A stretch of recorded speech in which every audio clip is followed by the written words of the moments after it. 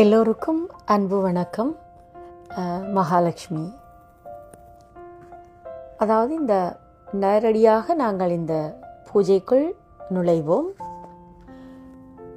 இந்த அஷ்டலக்ஷ்மி பூஜை பண்ணுறதுக்கு முதல்ல ஒரு குட்டியாக அந்த குட்டி கணேசருக்கு ஒரு பூஜை வச்சிருவோம்.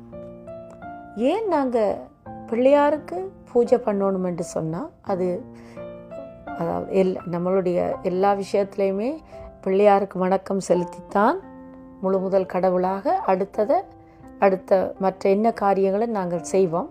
ஆனால் இந்த மகாலட்சுமி பூஜையில் அந்த காரணத்தோடு இன்னும் ஒரு காரணமும் இருக்கின்றது.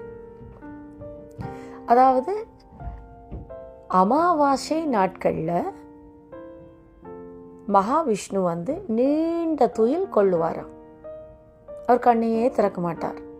ஏண்டா அவர் தூங்கும் பொழுது தாயார் மகாலட்சுமி தாயார் என்ன பண்ணணும்னா அவருடைய கால்களை பிடித்தபடியே இருப்பார். அவருடைய கால்களை அமர்த்திட்டு அவருக்கு திருவடி சேவை பண்ணிட்டே இருப்பார். அப்ப என்ன பண்றது?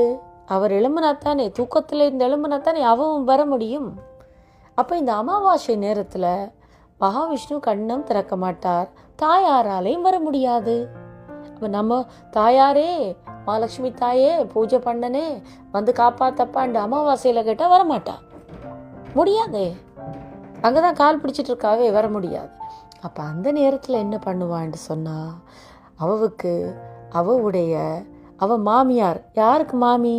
அத்தை. யாருக்கு? முருகனுக்கும் பிள்ளையாருக்கும் அவ அத்தை. அதுல அவவுக்கும் கணேசருக்கும் ஒரு சிறப்பான ஒரு உறவு இருக்கு. அந்த மாமி மருமகன் என்ற உறவு பியூட்டிஃபுல்லாக இருக்கும் அதில் பார்த்தீங்கன்னா.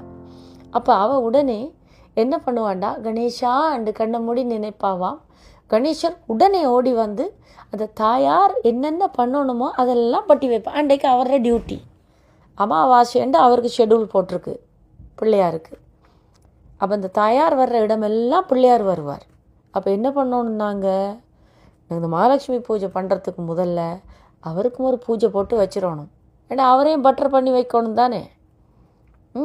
நமக்கு ஏதாவது ஒன்று அமாவாசையில் நடந்துட்டா யார் வர்றது? அவர் தான் வரணும். அவர் பார்ப்பார். இப்போ உங்களுக்கே தெரியும், இப்போ ஏதாவது ஒரு டீச்சருன்னு வச்சுக்கொள்வோம், ஒரு பள்ளிக்கூட ஆசிரியர், மேத் டீச்சர். அன்றைக்கு ரெகுலராக வர்ற டீச்சர், அந்த கிளாஸ் டீச்சர் அப்சன்ட், ஏதோ நடந்துட்டு அதில் இன்னொரு டீச்சர் சப்ஸ்டிடியூட்டாக வந்திருப்பாங்களே, அவங்க என்ன பண்ணுவாங்க, அந்த பழைய டீச்சர் மாதிரி அவங்களே டீச்சர் மாதிரி இருக்கா, மேத்தெல்லாம் நல்லா போடுவாங்க. ஆனால் பழைய டீச்சருக்கு யார் நல்லா மேத் பண்ணுவாங்க, யாருக்கு அதிகமான ஹெல்ப் வேணும், யார் ஹோம்ஒர்க் பண்ணுவாங்க பண்ண மாட்டாங்க, எல்லா விஷயம் அவங்க தெரிஞ்சிருக்கும். ஆனால் இந்த சப்ஸ்டிடியூட்டாக வர்றவங்க அன்றைக்கு மட்டும்தான் வருவாங்க, இல்லை மாதத்தில் ஒருக்கா வருவாங்க, இல்லை ஆள் மாறிட்டே இருக்கும். ஆனால் அவங்களுக்கு யாருன்னு தெரியாது. அந்த இடத்துல வச்ச உறவை வச்சு தான் அவர் அவங்களோட அந்த கம்யூனிகேஷன், அந்த தொடர்பு இருக்க முடியும்.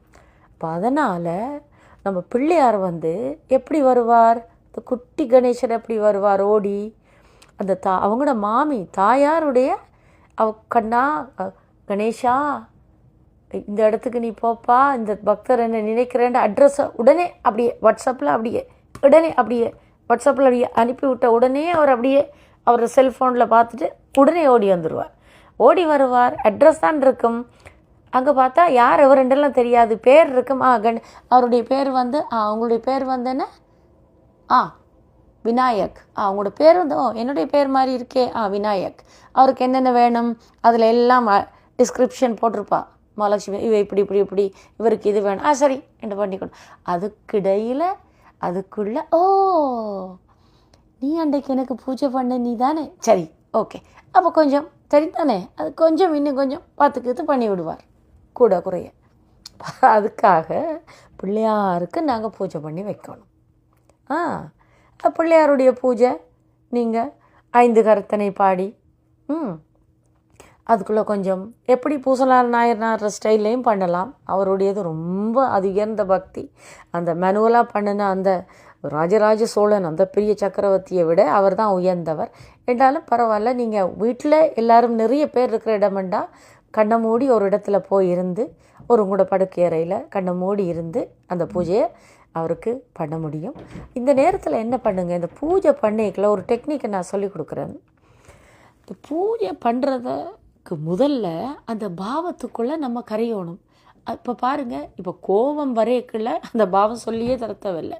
எங்கேருந்து பேய் பிசாசெல்லாம் நமக்குள்ளே இந்த பக்கத்தில் இருக்கிற அவ்வளோ பேய் பிசாசு நம்ம உடம்புக்குள்ளே வந்துடும். கத்துவோம் ஒரு கத்து, உடைப்போம் ஒரு உடைவை, எல்லாரும் சிதறி ஓடுவாங்க, பக்கத்திலே நிற்காம காட்டேறி வந்திருக்கண்டு. அது ஒரு பாவம். அது நமக்கு யாருக்கும் சொல்லவே தேவையில்லை. துக்கம் வந்தால் அது ஒரு பாவம். அது மாதிரி இந்த பக்திக்கு ஒரு பாவம் இருக்குது. அது வார்த்தைகளே இல்லை,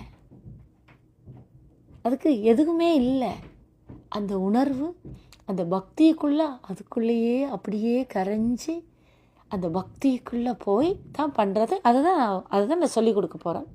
எப்படி என்று சொன்னால், நமக்கு தெரியாது, எனக்கும் தெரியாது, யாருக்குமே தெரியாது. அது ஞானிகளுக்கு மட்டும், அவங்களுக்கு மட்டுமே தெரிஞ்ச ரகசியம். ஆனால் அவங்கள பார்த்து நாங்கள் காப்பி பண்ண முடியும், அவங்கள பார்த்து நாங்கள் அது மாதிரி நடிக்க முடியும். அதுக்கு ஒரு நான் ஐடியா சொல்கிறேன், நான் செய்ததும் கூட. நம்பியாண்டார் நம்பி, அவரை விட ஒரு பக்தனா பிள்ளையாருக்கு? அவங்களோட அப்பா நம்பியாண்டார் நம்பி கதை தெரியாதவங்களுக்கு ஒரு குயிக்காக சொல்லிடுறேன் ஸ்டோரி. நம்பியாண்டார் நம்பியுடைய அப்பா அந்த புல்லா பிள்ளையார், அந்த பிள்ளையாருடைய பேர் புல்லா பிள்ளையார். அந்த கோயில்களை நான் கூகுளில் பார்க்குறேன் எங்கே இருக்கண்டு. நான் ஞாபகம் இருந்தது, இப்போ தச்சுமே ஞாபகம் வரல. இந்தியாவில் அந்த கோயில் இருக்குது, நம்பியாண்டார் நம்பியுடைய கோயில். அந்த பிள்ளையாருக்கு தான் அந்த பிள்ளையார் பொல்லா பிள்ளையாருன்னு தெரியும். அந்த கோயிலுக்கு அவங்களோட அப்பா எந்த நாளும் போய் பூஜை பண்ணிவிட்டு அவங்களோட அம்மா கொடுக்குற பிரசாதத்தை இந்த பிள்ளையாருக்கு கொடுத்துட்டு வருவா.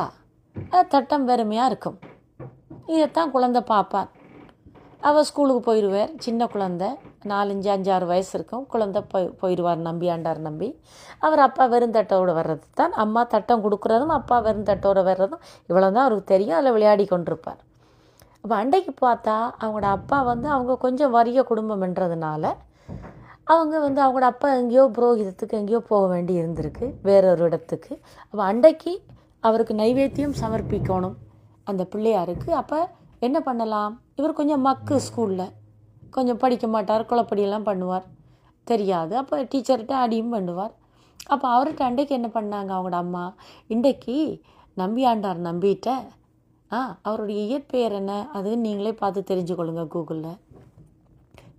எல்லாத்துக்கும் தான் நம்ம கூகுள் இருக்கே இப்போ. நம்பியாண்டார் நம்பி. மற்றது இதில் எதையாவது நான் ஒரு பேர்களை தற்சமயம் அரசனுடைய பேர் அதில் மாறி சொல்கிறேன்னுண்டா அதை நீங்களே திருத்தி எடுத்துருங்க. அதை விட்டுட்டு நான் சொல்கிற விஷயத்துக்கு மட்டும் வாங்க. நாங்கள் போய் அந்த பிள்ளை இதை மாறிக்கறி எடுத்தோம்னா திரும்ப லைஃப்பில் நடக்கிற மாதிரி அந்த தேவையில்லாத விஷயத்துக்கு நம்ம போயிட்டுருப்போம். ஓகே, அப்போ அதனால தான் நான் சொல்கிறேன். நம்பியாண்டார் நம்பியுடைய இயற்பெயர் எனக்கு தெரியாது, நானும் மறந்துட்டேன், பார்க்கணும். அப்போ நீங்கள் அந்த நம்பியாண்டார் நம்பிற கதைக்குள்ளே வந்துடுங்க. இப்போ அவர் தட்டத்தோட சந்தோஷமாக போகிறார். என்ன, பிள்ளையாருக்கு நைவேத்தியம் பண்ணி பூஜை பண்ணுறது போனார். கோயில் கதவுகளை திறந்தார். பக்தர்கள் வெளியில் நிற்கிறாங்க. அவர் அப்படியே பூஜையெல்லாம் பண்ணினார். அப்புறமா நைவேத்தியம் கொடுக்குற சீன் அப்படியே கோயிலை அப்படியே கதவை மூடிட்டார். திரையை அப்படியே இழுத்து விட்டார்.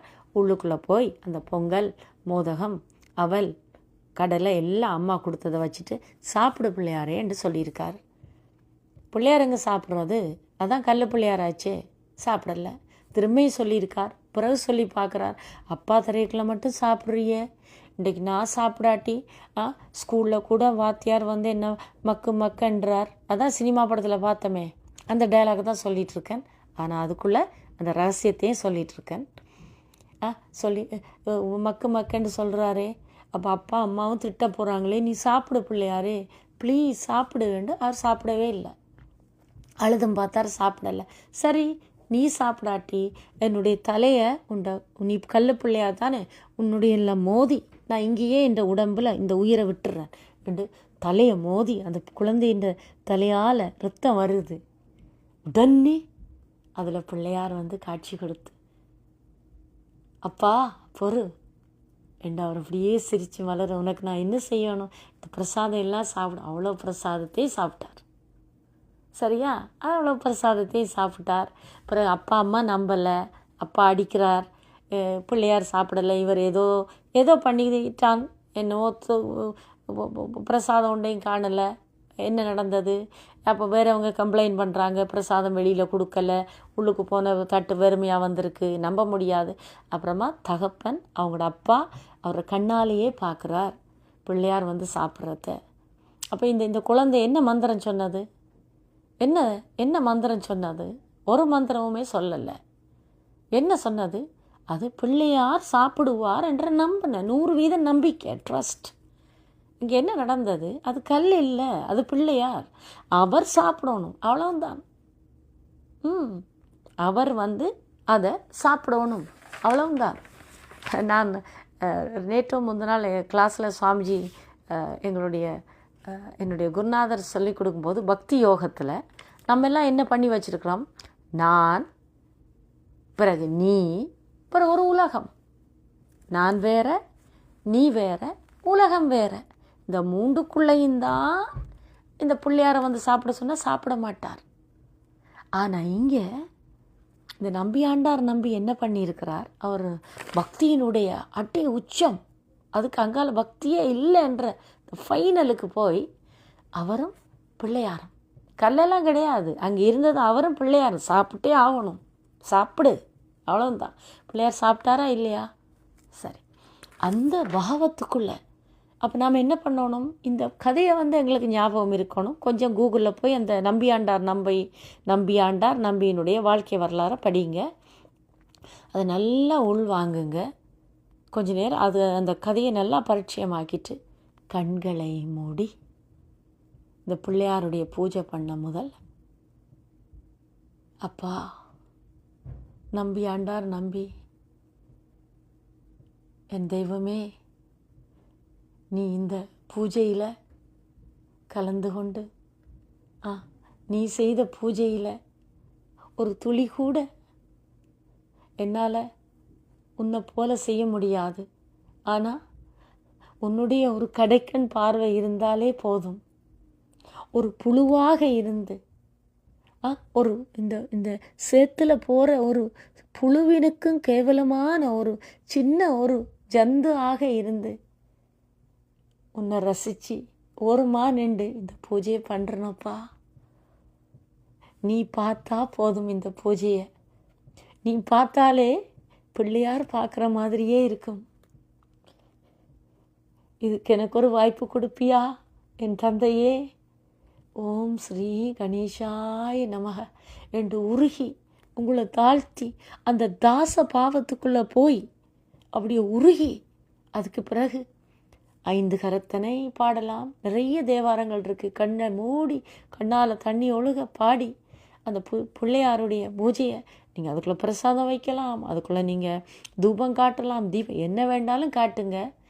ஆனால் இந்த மனசை வந்து ஒருநிலைப்படுத்துறதுக்கு இதை விட டெக்னிக் எனக்குண்டா தெரியாது, வருமோ இல்லையோண்டு. It is a best technique இது. இதை நீங்கள் இந்த டெக்னிக்குள்ளே போய் என் பெருமானுட்ட நீங்கள் கேட்டு அவர் இல்லைன்னு சொன்னால் அதுக்கு பிறகு நாங்கள் மிச்சம் பேசலாம். இல்லைன்றதுக்கு வார்த்தையே இல்லையே, நம்மளை சிறுகி புழுவாகி இதுக்கு பிறகு என்னப்பா வார்த்தை இருக்குது? இந்த பக்திக்குள்ளே போய் கரைஞ்சி இந்த பிள்ளையாருடைய பூஜையை பண்ணிடுங்க. அடுத்த ரெக்கார்டிங்கில் நான் வந்து மகாலட்சுமியுடையதை அஷ்டலக்ஷ்மியோட பூஜைக்குள்ளே போவோம். இது மாதிரி தான் இருக்கும். ஆனால் 8 லக்ஷ்மிக்குமான வரைவிலக்கணங்கள் என்ன எதுகண்டு சொல்லி ஒவ்வொரு மகாலட்சுமிக்கும் அந்த பூஜையை நீங்கள் இப்போ பார்த்தீங்க தானே, பூஜையெல்லாம் பெரிய 2 மணி நேரம் பூஜை கிடையாது. ஆனால் எங்களுடைய மனதை அந்த பூஜைக்குள்ளே அந்த பாவத்துக்குள்ளே கொண்டு வர்றதுக்கு தான் அந்த நிமிடங்கள் மணித்தியாலங்கள் தேவையொழிய பூஜையெல்லாம் அது தானாக நடைபெறுறது. தேங்க்யூ, நன்றி, வணக்கம்.